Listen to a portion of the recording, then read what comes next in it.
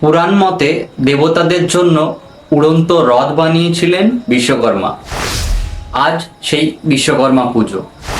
সেই রীতি মেনেই এক সময় থেকে কলকাতায় চালু হয়েছিল ঘুড়ি ওড়ানো।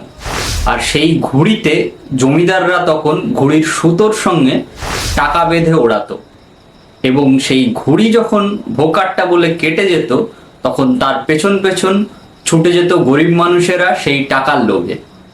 আজকেও সেই বিশ্বকর্মা পুজো, কিন্তু এবারের বিশ্বকর্মা পুজোটা কোথাও একটু অন্যরকম হলো। কারণ কিছুদিন আগে অনেকেই উৎসবে ফেরার কথা বলছিলেন। হ্যাঁ, উৎসব ঠিকই হলো, কিন্তু এটাকে উৎসব বলবো কিনা বুঝে উঠতে পারছি না।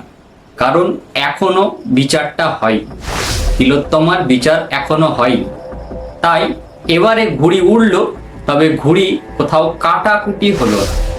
ঘুড়ি উড়লো, ঘুড়িতে লেখা কোথাও তিলোত্তমার বিচার হোক, কোথাও জাস্টিস ফর আরজিকর, এই লেখা ঘুড়ি বিক্রি হলো। এই যারা বলছিলেন যে এই উৎসবে ফেরার যুক্তিটা, যে উৎসবের সঙ্গে নাকি বহু লোকজন জড়িত, বহু লোকের রুটি রুজি জড়িত, তাদের জন্য নাকি উৎসবে ফিরতে হবে। কিন্তু কিছু মানুষকে মনে করিয়ে দেওয়া উচিত, এই যারা এই যুক্তিটা দিচ্ছিলেন উৎসবে ফেরার, কিছুদিন আগে যখন এই রাস্তার ধার থেকে হকার উচ্ছেদ হয় তখন তাদের যুক্তিটা কোথায় ছিল? হকাররা রাস্তার ধার থেকে উচ্ছেদ হলে তখন কি তাদের রুটির রুজিতে টান পড়েনি? নাকি এটা এই আন্দোলন, বিচার চাওয়ার আন্দোলন থেকে একটু পথ ঘোরানোর জন্য একটা জাস্ট বাহানা? আমরা ঠিকই জানি যে কোনটা উৎসব আর কোনটা সবাইকে নিয়ে চলা। আমরা চললাম বিশ্বকর্মা পুজোতে সবাইকে নিয়ে।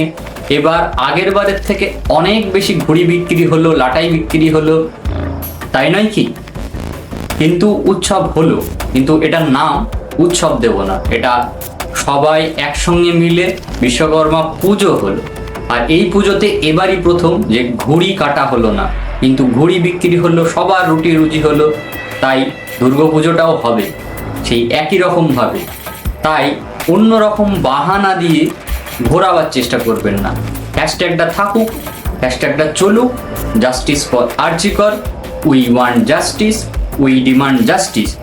আমরা সকলকে সঙ্গে নিয়ে চলবো, আমাদের মধ্যে কোনো রকম বাধা বিপত্তি তৈরি হবে না। আমরাও জানি যে এই উৎসবের পেছনে বহু লোকের রুটি রুজি জড়িয়ে আছে। তাই তো আজ ঘুড়িও বিক্রি হলো, ঘুড়ির লাটাইও বিক্রি হলো, ঘুড়িও উড়লো, কিন্তু জাস্টিস ফর আরজিকর। তাই আমাদের বেশি বোঝাতে আসবেন না, আমরা বুঝি, আপনারা বুঝুন। যারা যখন হকার উচ্ছেদ হলো তখন যারা মুখ খোলেননি, আজ তারা হঠাৎ হকার দরদি হয়ে উঠছেন। কোথাও মনে হচ্ছে না যে মিল খুঁজে পাওয়া যাচ্ছে না? আর সবার শেষে একটা প্রশ্ন রইল যে আজ তো বিশ্বকর্মা পুজো, সম্ভবত কলকারখানা এইসব জায়গায় বেশিরভাগ বিশ্বকর্মা পুজোটা দেখা যায়।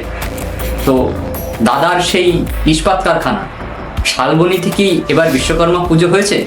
যদি হয়ে থাকে জানাবেন।